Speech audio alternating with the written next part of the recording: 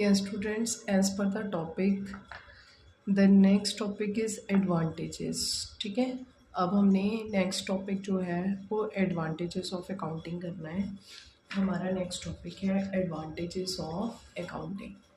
तो कहते हैं accounting is useful in the following respect. A good system of accounting is a store house of valuable information. ये तो बस वैसे ही बताया हुआ है, डेफिनेशन है, ये हमारे किसी काम की नहीं है। आपने जब भी ये टॉपिक पढ़ना है तो आपने ऐसे नहीं पढ़ना इसे कि जैसे हमने इसे डायरेक्ट क्वेश्चन लिखना है। ठीक है, तो डायरेक्ट क्वेश्चन हमारे पास नहीं आएगा, ये हमारे पास वैल्यू बेस्ड क्वेश्चंस आएंगे। वैल्यू बेस्ड का मतलब असर्शन इजन। तो बड़े ध्यान से हमने इसे पढ़ना पड़ेगा हमें। ठीक है, वैसे ये बहुत इजी है, हमने ऑलरेडी +1 में कर रखा है। फर्स्ट है रिप्लेसमेंट ऑफ मेमोरीज।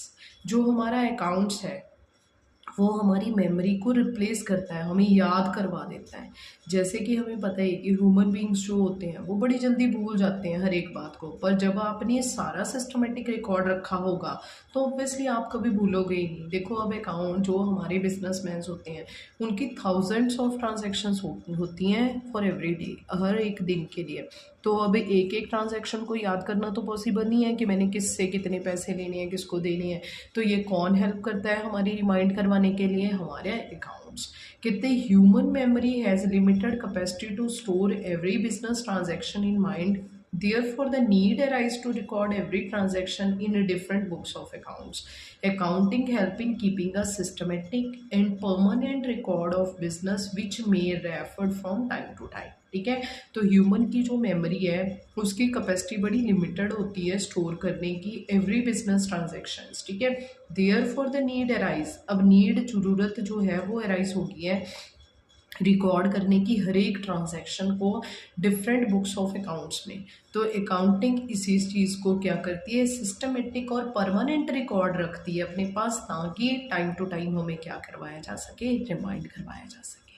नेक्स्ट है हेल्पफुल इन टैक्स असर्टमेंट। तो यहाँ पे ये हमारे टैक्स असर्टन करने के लिए भी, ठीक है, टैक्स असेसमेंट हम कैसे कर सकते हैं, टैक्स को हम गणना करनी है टैक्स की, हमें कितना टैक्स देना पड़ेगा। ठीक है, तो यहाँ पे कोई अप्रॉक्सीमेट नहीं होता कि मेरी मान लो मैं ऐसे सोच रही हूँ कि चलो 1 लाख के करीब मेरी होगी इस बार cell.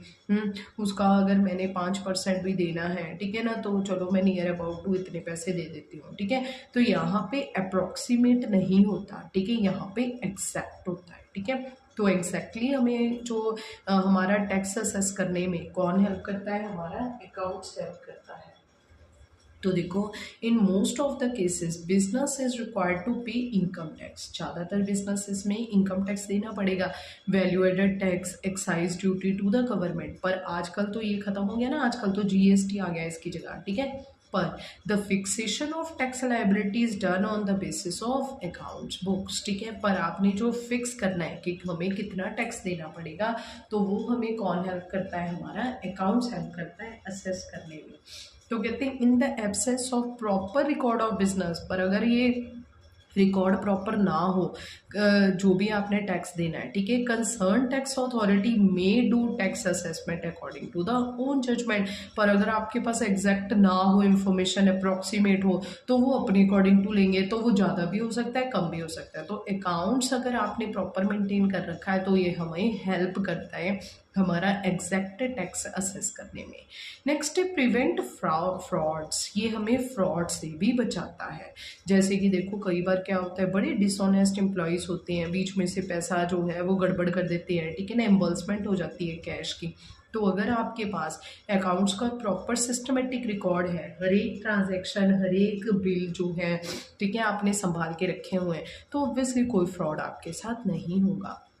The maintenance of proper accounts books prevent irregularities, misappropriations, fraud, errors. A dishonest employee will hardly get opportunity to commit fraud in respect of cash goods. ठीक है, if the books are systematically maintained, if at all some errors, frauds have taken place, the possibility of these disease detection is very high when proper books are kept. ठीक है। तो maintenance of proper accounts जो आपने बनाए होंगे उससे आप prevent कर सकते हो, बच सकते हो इरेगुलरिटी, मिस अप्रोप्रिएशंस, फ्रॉड से, ठीक है। जैसे कि मैंने पहले बताया, जो डिसऑनेस्ट एम्प्लॉयज़ होते हैं वो हमेशा अपॉर्चुनिटी देखते रहते हैं कि कब हमें कोई फ्रॉड करना, कोई कैश मिल जाए, कहाँ से कहीं गुड्स चोरी हो जाए। पर अगर आप सिस्टमेटिक रिकॉर्ड मेंटेन करोगे तो इन चीज़ों से आप बच सकते हो। नेक्स्ट है बिजनेस वैल्यूएशन। अगर आपके अकाउंट्स की प्रॉपर रिकॉर्डिंग होगी, अगर आपने अपना टोटली P&L अकाउंट, अपनी बैलेंस शीट, अपने फाइनेंशियल पोजीशन, अपनी इनकम स्टेटमेंट अच्छे से बनाई होगी, तो अगर आपने अपना रनिंग बिजनेस बेचना भी हुआ तो उसकी वैल्यूएशन अच्छी हो जाएगी, आपको अच्छे पैसे मिल जाएंगे। आप शो कर सकते हो जो भी आपका वो होगा, परचेजर होगा, कि देखो मैंने अपने बिजनेस में कितना कुछ कमाया है, ठीक है ना, कितनी मेरे पास गुडविल है, ठीक है। If the running business is to be sold और purchase, it is essential to ascertain the value of business. Accounting help in calculation of this, ठीक है। तो अकाउंट्स आपकी इस चीज़ में भी हेल्प करता है। Next helps in debt collection. अब देखो, अगर आपने किसी से डेट दिया हुआ है, किसी को कर्जा दे रखा है, अगर आपने गुड्स किसी को उधार पे दिए हैं या पैसे दिए हुए हैं, ठीक है, तो अगर आपने सिस्टमेटिक रिकॉर्ड किया होगा तो आपको रिमाइंड हो जाएगा, आपको रिप्लेस हो जाएगा, आपकी मेमोरी जो है वो शार्प हो जाएगी, आपको याद आता रहेगा कि हाँ मैंने इससे इतने पैसे लेने हैं। तो ये आपके डेट कलेक्शन में भी अकाउंट्स हेल्प करता है, क्योंकि आपने सिस्टमेटिक रिकॉर्ड कर रखा है सारा कुछ ही। कहते हैं when the goods are sold on credit, amount of customer open in the books, ठीक है ना। जब भी आप गुड्स उधार पे बेचोगे तो आप अकाउंट ओपन कर लोगे।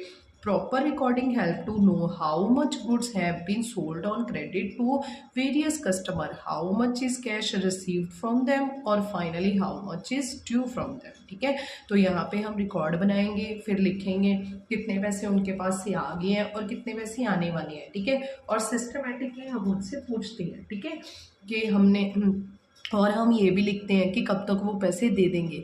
तो इस तरह से यह systematic record enable to send periodical account statements, ठीक है। इससे सिस्टमेटिक रिकॉर्ड से हम पीरियड वाइज स्टेटमेंट बना सकते हैं, कस्टमर्स को भेज भी सकते हैं कि हाँ जी हाँ आपने मुझे इतने पैसे देने के लिए, ठीक है ना, इतने टाइम बाद बोला था।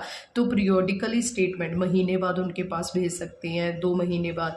रिमाइंडर्स ऑफ पेमेंट में ऑल्सो भी सेंड, ठीक है, डिफॉल्टर्स को। कई बार कुछ लोग ऐसे होते हैं जो देने के लिए तैयार ही नहीं होते, तो इन डिफॉल्टर्स को हम रिमाइंडर्स करवा सकते हैं कि हाँ जी आपके पैसे रहते हैं, ठीक है ना, इतने पैसे हमें देने आपने।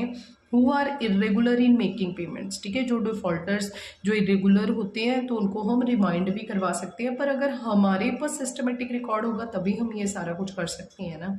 नेक्स्ट है हेल्पफुल इन प्लानिंग। अकाउंट्स हमें प्लानिंग करने में भी हेल्पफुल होता है, ठीक है। अगर हम सिस्टमेटिक रिकॉर्डिंग करें, ठीक है, और हमें जैसे कि मान लो हमने 2024 में 23 में अपना देखा कि हमारी जो इनकम स्टेटमेंट्स हैं, हमारे खर्चे ज़्यादा हैं और हमारी इनकम्स कम है, ठीक है। तो इन फ्यूचर हम अपने खर्चों को क्या कर सकते हैं, कम कर सकते हैं, और फ्यूचर के में, ठीक है ना, अपनी प्रॉपर्टीज़ के ऊपर, अपने एसेट्स के ऊपर ध्यान दे सकते हैं, अपनी फाइनेंशियल पोजीशन के ऊपर।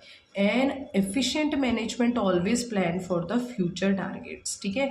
जो एफिशिएंट मैनेजमेंट होती है, अच्छी मैनेजमेंट होती है, जो बढ़िया काम करते हैं हमारे manager, always plan for future targets, वो हमेशा टारगेट्स को लेके चलते हैं फ्यूचर के, कि फ्यूचर में हमने क्या करना है।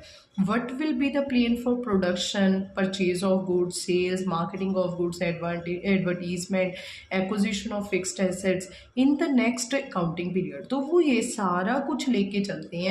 उनके दिमाग में अगले साल के लिए टारगेट होता है कि मैंने कितनी सेल करनी है, ठीक है, प्रोडक्शन कितनी करनी है, कितने गुड्स खरीदने हैं, कितनी सेल करनी है, कितनी मार्केटिंग। पर ये सारा कुछ डिपेंडेंट किसके ऊपर है, हमारे अकाउंट्स के ऊपर। अकाउंट्स ये सारा कुछ रिकॉर्ड करता है, जिसके कारण हम फ्यूचर की क्या कर सकते हैं, प्लानिंग कर सकते हैं। विदाउट एडिक्वेट अकाउंटिंग डाटा, पर अगर हम एडिक्वेट का मतलब नेसेसरी, जितना हमें ज़रूरत हो, तो विदाउट एडिक्वेट डाटा, अगर हमें नेसेसरी डाटा जो हमें चाहिए होता है वो हमें ना मिले, it is not possible to make effective planning. तो हमारी प्लानिंग कभी भी अच्छे से नहीं हो सकती।